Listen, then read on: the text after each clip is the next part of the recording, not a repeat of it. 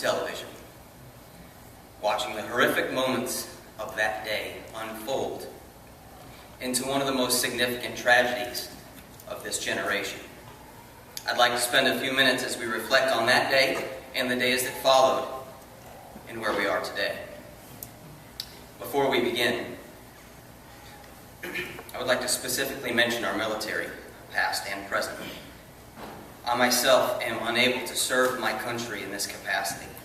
I had every intention and scored exceptionally high in the Navy's testing, but due to a medical condition, they would not allow me to serve.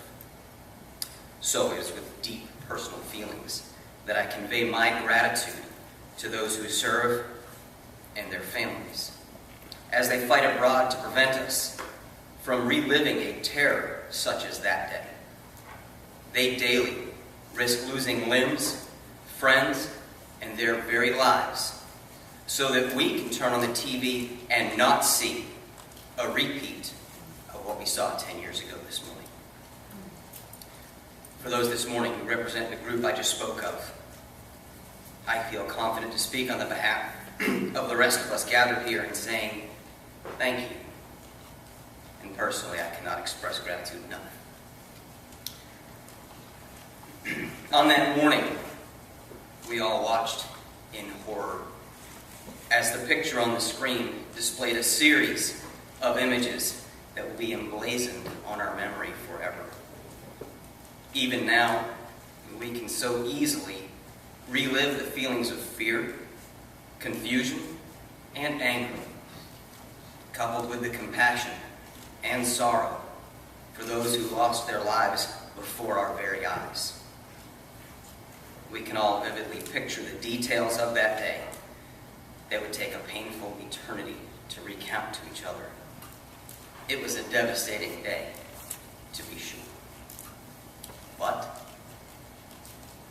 it is not that day any longer. Amen. It is a new day. Think also back to the very next morning. The very next morning.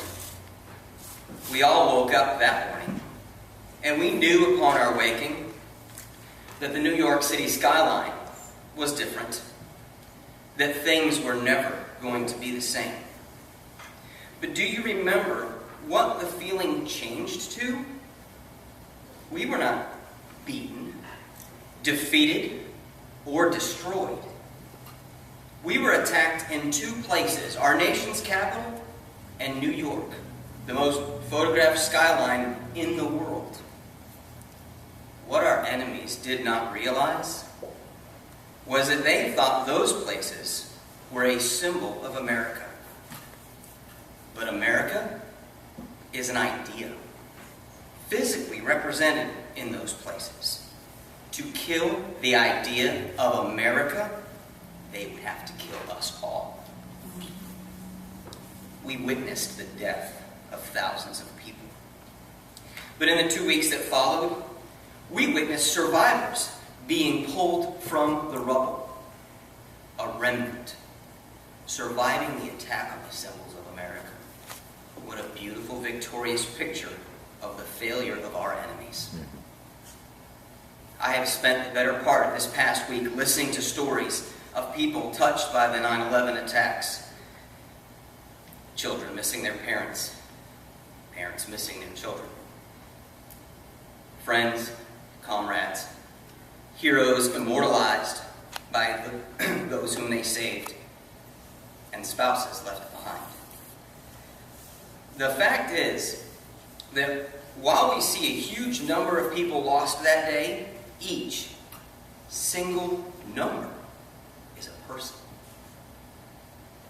with a circle of those touched deeply by the events of that day. And what unifies us all is that it could have been any one of us, and the nation's reaction would have been the same. Never forget.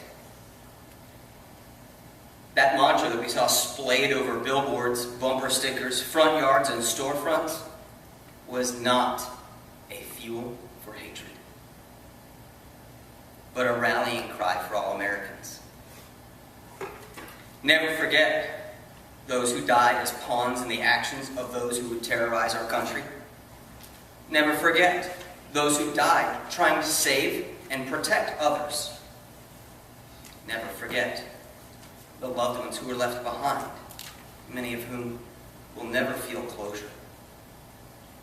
Never forget that we have been attacked before and we were not defeated. A few weeks ago, I had the opportunity to be in Lower Manhattan and could see up close the new Freedom Tower that is rising up into the New York City skyline. It is as if its very presence bears that same mantra.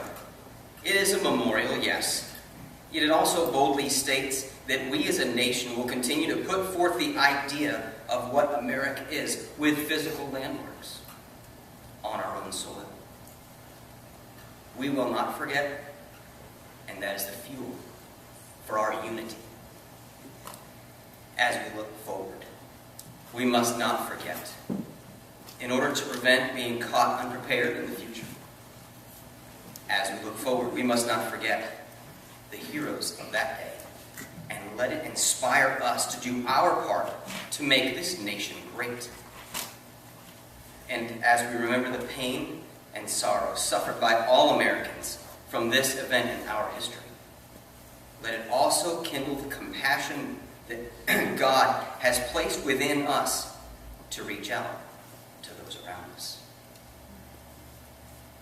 We all share in the responsibility to keep this nation as one, under God, indivisible, with liberty and justice for all.